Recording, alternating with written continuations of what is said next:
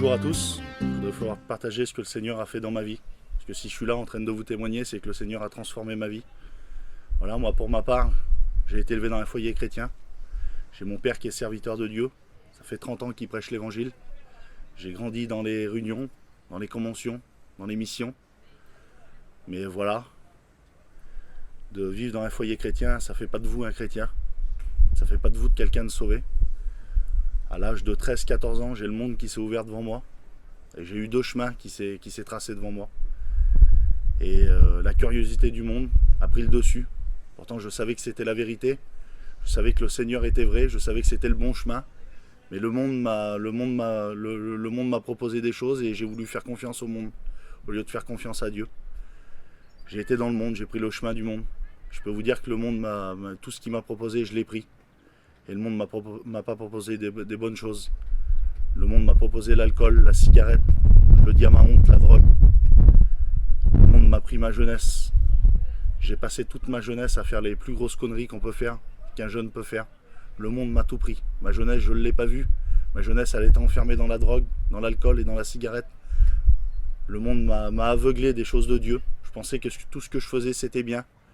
Je pensais que le monde, j'allais réussir. Je voulais me créer une belle vie dans le monde. Je voulais réussir, je voulais avoir de l'argent. Mon but, c'était ça. Et puis, à l'âge de 20 ans, je me suis marié. J'ai fondé un foyer. Je croyais que ça allait se calmer. Je croyais que ma vie allait se calmer. Et puis, les choses de Dieu, je les avais mis de côté. Je pensais plus trop aux choses de Dieu. Je pensais à réussir dans le monde. Et j'ai réussi dans le monde. J'ai su construire ma vie. Mais voilà, j'ai pris une femme qui était déjà malheureuse, que l'enfance ne l'avait pas gâtée. Moi, je la rendais encore plus malheureuse. Je le dis à ma honte, j'ai pas été un mari pour ma compagne. J'ai eu 2 petits-enfants, mais j'ai pas été un père pour mes enfants. J'ai rendu tout le monde qui m'entourait malheureux, mes parents, ma belle famille, ma femme, mes enfants. Et j'ai duré comme ça encore une dizaine d'années dans ma vie. Ça a duré comme ça. Mes enfants étaient très malheureux. Chez moi, c'était la guerre, la dispute. J'étais un garçon qui sortait encore plus qu'avant, comme j'étais jeune. Je partais de très bonne heure et je rentrais très tard dans la nuit. C'était comme ça souvent. Ma compagne était souvent seule. Je croyais que de donner un petit billet d'argent, c'était ça qui faisait un homme de famille. C'est ça qui faisait un père. Mais mes enfants n'avaient pas besoin de ça. Mes enfants, ce qu'ils voulaient, c'était un père à la maison. C'était un père qui s'occupe d'eux. C'était pas de l'argent qu'ils voulaient, les enfants. Mais moi, je croyais que c'était comme ça. Et puis, j'étais arrivé à un but de ma vie, il y a 1 an de ça. J'étais arrivé à un but dans ma vie que j'en pouvais plus. Je dormais plus des nuits. C'était vraiment la misère dans ma vie, dans mon cœur. C'était la tristesse. Vous voyez, comme les gens me croisaient, les copains, comme ils me croisaient, j'avais un beau sourire. Mais l'intérieur de moi était mort. Comme je rentrais chez moi, je pleurais la nuit. Je me cachais pour pleurer parce que j'étais en miettes. Et je savais que j'étais loin du Seigneur.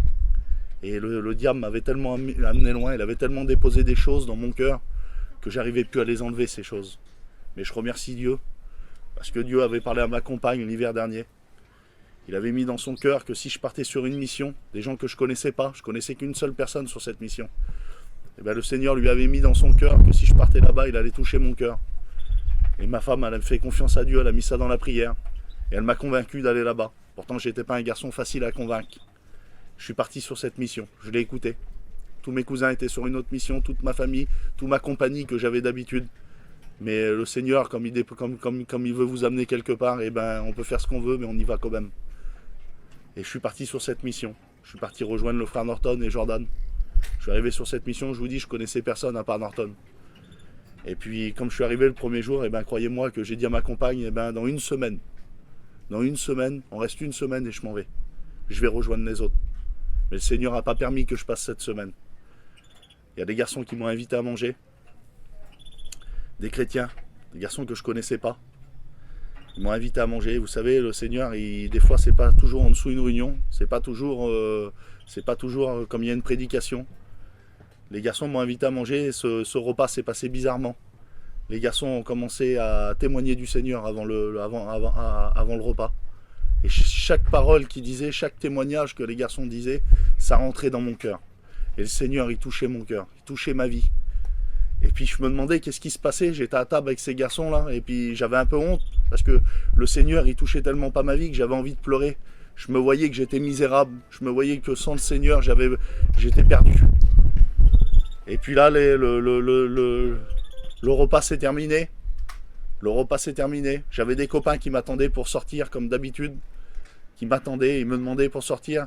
Et le garçon m'a proposé d'aller à la réunion ce soir-là. Et j'ai été dans la réunion. J'ai pris le bon choix. Aujourd'hui, je sais que j'ai fait le bon choix. J'avais tellement fait de choix dans ma vie, tellement de mauvais choix. Mais ce soir-là, je voulais faire le bon choix. Je voulais suivre ce que le Seigneur il avait pour moi. Et j'étais en dessous de cette réunion. Je suis rentré, je peux vous dire, j'ai même pas écouté les témoignages. La prédication, j'ai rien écouté du tout. Même pendant un moment, je suis parti de la réunion. Parce que l'ennemi, il parlait dans mon cœur. Il parlait dans ma tête. Et donc je suis parti, je marchais. Et comme je marchais pour retourner chez moi, pour partir à mon camping, le Seigneur, il parlait. La voix du Seigneur était plus forte ce soir-là que la voix de l'ennemi. Et elle disait, retourne, aujourd'hui, je veux te sauver. Aujourd'hui, je veux te délivrer. Aujourd'hui, je veux enlever tous les liens que le monde t'a mis.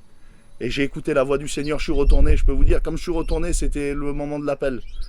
Et l'homme, il a juste dit ça, il a dit, est-ce que tu veux donner ton cœur à Dieu? Est-ce que tu veux arrêter de souffrir? J'ai pas attendu, j'ai dit, je le fais aujourd'hui. Croyez-moi que l'ennemi me disait, mais tu tiendras pas, qu'est-ce qu'il va dire ton père? Tu vas lever la main, et puis demain, tu vas être encore dans un bar. Mais j'ai pas écouté, j'ai écouté la voix du Seigneur ce soir-là. J'ai donné ma vie au Seigneur. Je peux vous dire qu'à l'instant que j'ai levé ma main, le Seigneur, il a transformé ma vie. Il a changé ma vie, il m'a délivré de tous les liens ce que le monde m'avait mis. Il m'a donné la paix, la joie, le bonheur. Il m'a baptisé de son Saint-Esprit.